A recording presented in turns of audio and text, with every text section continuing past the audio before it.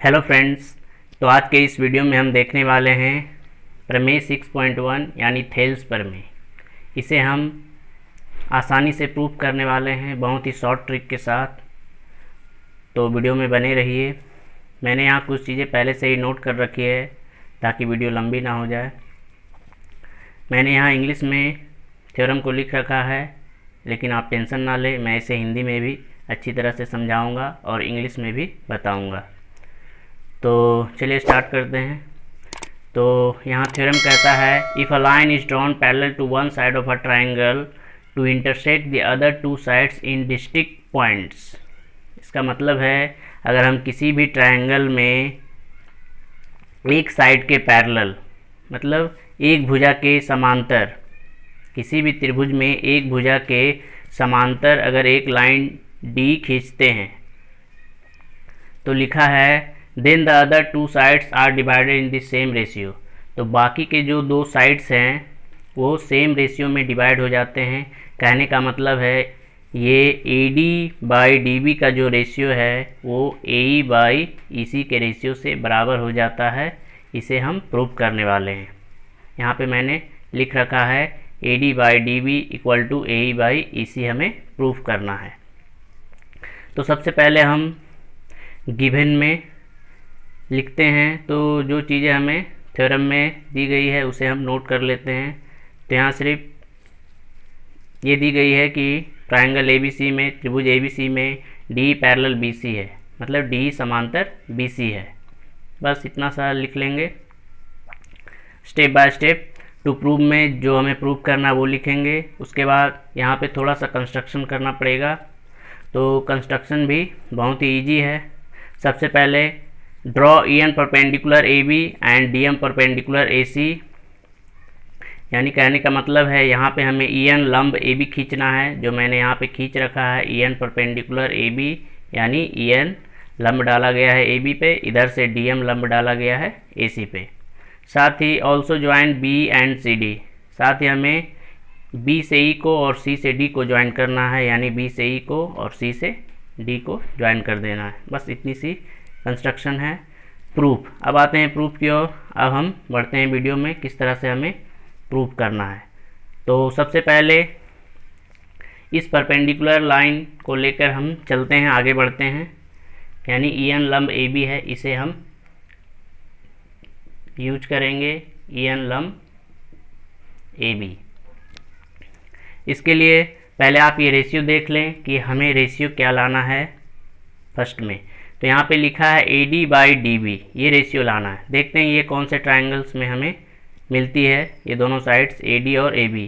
तो AD यहाँ जैसा कि आप देख सकते हैं AD हमें इस ट्रायंगल में मिल रही है ADE में, और दूसरे साइड की बात करें DB ये हमें इस ट्रायंगल में मिल रही है DBE में। तो हम इन्हीं दोनों ट्रायंगलों का एरिया का रेशियो लेते हैं, दोनों त्रिभुजों के क्षेत्रफल का अनुपात लेते हैं। तो हम लिखते हैं एरिया त्रिभुज फर्स्ट में ADE बटा त्रिभुज DBE का क्षेत्रफल। एरिया को शॉर्ट में AR लिखते हैं हम लोग, क्षेत्रफल को। अब यहाँ पे जैसा कि आप लोग जानते होंगे कि त्रिभुज का क्षेत्रफल, एरिया ऑफ ट्रायंगल, हम इस फॉर्मूले से निकालते हैं 1/2 इंटू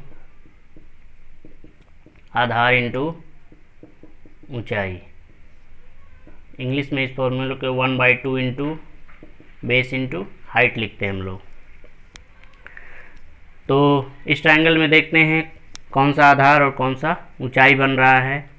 अगर आधार और ऊंचाई लेने में आपको प्रॉब्लम है तो आप इस शॉर्ट ट्रिक के साथ इस तरह से आप शॉर्टली कर सकते हैं। 1/2 को कैंसिल करेंगे और आपको जो रेशियो लाना है, AD लाना है तो ऊपर AD लिख लीजिए, नीचे DB लाना है, शॉर्ट में आप DB लिख लीजिए। और उसके बाद जो परपेंडिकुलर लाइन, जो लंब रेखा हमने इस्तेमाल किया है फर्स्ट में EN, उसे आप ऊपर नीचे दोनों ही जगह लिख लीजिए आसानी से। और फिर इसे आप कैंसिल करके आपको पहली रेशियो मिल जाएगी। इसे आप इक्वेशन 1 कर सकते हैं। तो इसे हम इक्वेशन 1 में लिख लेते हैं, D B E equal to हमें ये मिल चुकी है A D by D B. इसे हम समीकरण 1 में यूज करेंगे। अब यहाँ देखते हैं ये हमने कैसे लिखा है, इतनी जल्दी से शॉर्ट ट्रिक के साथ ये कैसे लिख लिया है, कहीं ये गलत तो नहीं है। तो ट्रायंगल में चेक कर लेते हैं। तो ए डी ई का हमें आधार और ऊंचाई देखना है। तो ए डी ई का आधार हमने अगर ये लिया है ए डी, तो इस आधार पे ये जो लंब रेखा है परपेंडिकुलर लाइन, ये हमें हमारे ऊंचाई का काम करेगी, A D into E N, इसीलिए हमने A D into E N लिया है। अगर हम बात करें डी बी ई त्रिभुज की, ट्रायंगल डी बी ई की, तो इसका आधार हमने डी बी लिया है। इस आधार पे ऊंचाई का काम ये कर रही है। आप कहेंगे कि ट्रायंगल तो यहाँ है और इसकी ऊंचाई बाहर बन रही है, ये कैसे हुआ? तो आप लोगों को अगर पता है कि जितने भी यहाँ पे आप ये ट्रायंगल देख सकते हैं, तो ये एक अधिक कोण त्रिभुज ऑब्ट्यूज एंगल ट्रायंगल है। तो जितने भी, चलिए हम देखते हैं, एक हम यहाँ पे अधिक कोण त्रिभुज बनाते हैं, ऑब्ट्यूज एंगल ट्रायंगल। तो जैसा कि आप देख सकते हैं यहाँ पे ये ऑब्ट्यूज एंगल मैंने बनाया है। और इस ट्रायंगल का अगर हाइट का बात करें इस बेस पे, इसकी हाइट क्या होगी इस बेस पे, तो यहाँ से जो इस साइड पे जो लंब रेखा खींची जाएगी, परपेंडिकुलर लाइन यहाँ से जो ड्रॉ की जाएगी, वही इस ट्रायंगल की ऊंचाई होगी। तो आप यहाँ देख सकते हैं कि इस ट्रायंगल की जो हाइट है वो ट्रायंगल के बाहर है। तो सेम इसी प्रॉपर्टी से इस ट्रायंगल की जो हाइट होगी इस बेस पे, वो ये हाइट का काम करेगी ई एन, इसीलिए हमने यहाँ पे ई एन लिखा है। अब हम दूसरे लंब रेखा की ओर बढ़ते हैं। डी एम परपेंडिकुलर ए सी लेते हैं। नाउ डी एम लंब ए सी, इस पे हम काम करते हैं। तो फिर से अगली रेशियो हमें लानी है जो है ए ई बाई ई सी। तो देखते हैं ये कौन से ट्रायंगल में मिलेगी हमें। ए ई ये इस ट्रायंगल में मिल रही है, यानी फिर से वही ट्रायंगल ली जा रही है। और ई सी के लिए हमें ये ट्रायंगल लेनी पड़ेगी, जो फिर से एक अधिक कोण त्रिभुज बन रही है, ऑब्ट्यूज एंगल ट्रायंगल। इस बेस पे हमें फिर से ये हाइट मिलेगी जो त्रिभुज के बाहर है, ट्रायंगल के बाहर है। तो चलिए लिख लेते हैं। तो एरिया ट्रायंगल ए डी ई और इस ट्रायंगल के लिए ई सी डी, त्रिभुज ई सी डी का क्षेत्रफल। तो फिर से वही फॉर्मूला होगी 1/2 इंटू बेस इंटू हाइट, आधार गुने ऊंचाई। तो इस ट्रायंगल का अब हमने आधार ये लिया है, ए ही हमें आधार लेना है, तो इसके लिए ऊंचाई का काम डीएम करेगी। आप शॉर्टली ये ऐसे भी लिख सकते हैं, ए ही लिख लीजिए ऊपर, और जो ये दूसरा परपेंडिकुलर लाइन है डीएम लंब रेखा, उसे आप लिख लीजिए। फिर नीचे में 1/2 लिखिए, और ए ही अगला रेशियो ए ही के साथ ई सी है, आप ये ई सी लिखिए और फिर से डीएम यूज कर लीजिए। आप यहाँ देख भी सकते हैं ये आधार, ये ऊंचाई होगी इस ट्रायंगल की, और इस ट्रायंगल की इस आधार पर ये ऊंचाई का काम करेगी, इसी इंटू डीएम लिख लिया है मैंने। ये दोनों को कैंसिल करनी है हमें, और उसके बाद हमें ये समीकरण 2 मिलेंगे, ए ई बाई ई सी। ये समीकरण 2 का काम करेंगे। अब हमें यहाँ पे जो है एक थ्योरम का इस्तेमाल करना पड़ेगा, जो थ्योरम है, जैसा कि आप देखेंगे यहाँ मैं समझाता हूँ। अगर एक ही पैरेलल लाइन के बीच, जैसे मैंने यहाँ पे एक पैरेलल लाइन ड्रॉ किया है, एक ही पैरेलल लाइन के बीच सेम बेस पे, इसी बेस पे हम जितने भी ट्रायंगल बनाएंगे, और इसी पैरेलल के बीच होना चाहिए, हम जितने भी ट्रायंगल बनाएंगे सभी का एरिया आपस में इक्वल होंगे। तो जैसे मैंने पहला ही ट्रायंगल बनाया सेम बेस पे, इसका एरिया, फिर इसी बेस पे एक और ट्रायंगल मैंने बना दिया, इसका एरिया। तो ये दोनों आपस में इक्वल होंगे, इस ट्रायंगल के एरिया और इस ट्रायंगल के एरिया ये आपस में क्या होंगे, इक्वल होंगे। आप इसी बेस पे एक और ट्रायंगल अगर बना दें तो अब इन तीनों त्रिभुजों का क्षेत्रफल आपस में बराबर होंगे, क्योंकि ये जो त्रिभुज हैं वो सेम समांतर रेखा के बीच एक ही आधार पे, सेम आधार पे बनी है, इसलिए यहाँ पे जितने भी ट्रायंगल बनाए जाएंगे इस तरह से सभी का आपस में क्षेत्रफल एरिया इक्वल होंगे।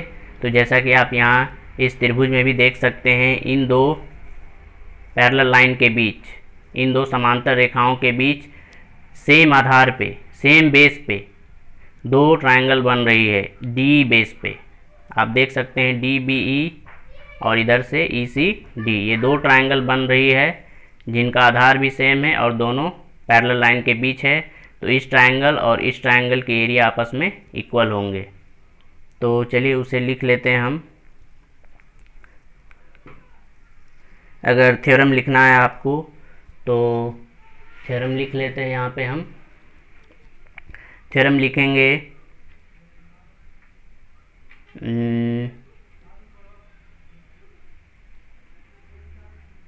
area of triangle,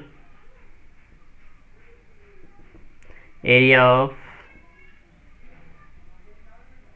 triangles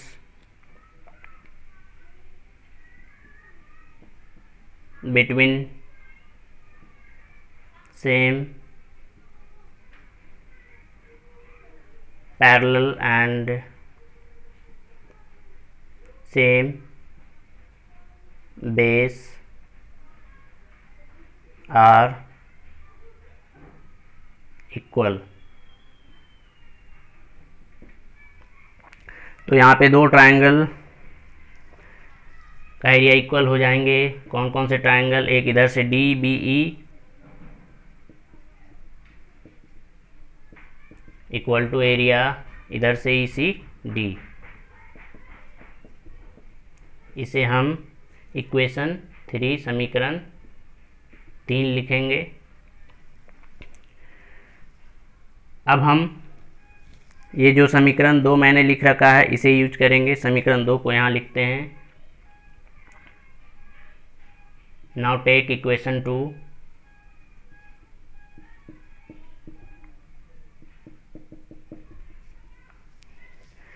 तो इक्वेशन है area A D by E C D, area A D E by area E C D.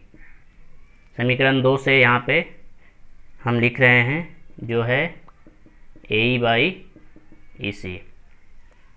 अब यहाँ पे हम क्या करेंगे, ये जो ई सी डी एरिया है, ई सी डी ये डी बी ई एरिया के इक्वल है, तो हम इसे ई सी डी के जगह डी बी ई लिखने वाले हैं। एरिया ऊपर में सेम लिखना है हमें, ए डी ई बटा एरिया ई सी डी। ई सी डी के जगह हम डी बी ई लिख सकते हैं क्योंकि दोनों एरिया आपस में इक्वल है, समीकरण 3 से, फ्रॉम इक्वेशन 3। और इधर जैसा है हम वैसा ही लिखेंगे। यहाँ पे हमने ई सी डी के जगह डी बी ई लिखा है, जो समीकरण फ्रॉम इक्वेशन 3 से ये चेंजेस मैंने की है, तो यहाँ पे हम मेंशन कर देंगे। अब अगली स्टेप में आप यहाँ देख सकते हैं area A D E divided by area D B E. ये यहाँ पे इक्वेशन 1 में आप देख सकते हैं area A D E divided by area D B E equal है A D by D B के। तो इसके जगह हम ये भी लिख सकते हैं, तो यहाँ पे हम इसके जगह ये हम लिखने वाले हैं। तो ए डी बाई इसके जगह पे हम लिख सकते हैं क्योंकि ये दोनों आपस में इक्वेशन 1 में इक्वल है, और इधर सेम हम लिखेंगे। और ये जो इसके बदले मैंने ये लिखा है वो फ्रॉम इक्वेशन 1 से चेंजेस आए हैं, तो हम यहाँ पे लिख देंगे समीकरण 1 से, फ्रॉम इक्वेशन 1 से ये चेंजेस आए हैं। और आप देख सकते हैं कि जो हमें प्रूफ करना था AD by DB equal to AE by EC, वो थ्योरम हमारा थेल्स थ्योरम प्रूफ हो चुका है।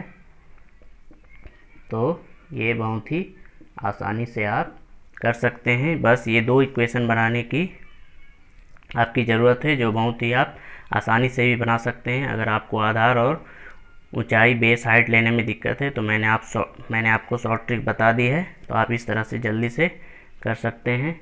तो फाइनली आपका ये प्रूफ हो चुकी है। इसे आप BPT थ्योरम के भी नाम से जानते हैं, बेसिक प्रोपोर्शनलिटी थ्योरम। तो उम्मीद है कि आपको ये वीडियो समझ में आई होगी। अगर वीडियो अच्छी लगी हो तो प्लीज़ लाइक करें और चैनल को सब्सक्राइब भी करें। Thank you, thanks for watching.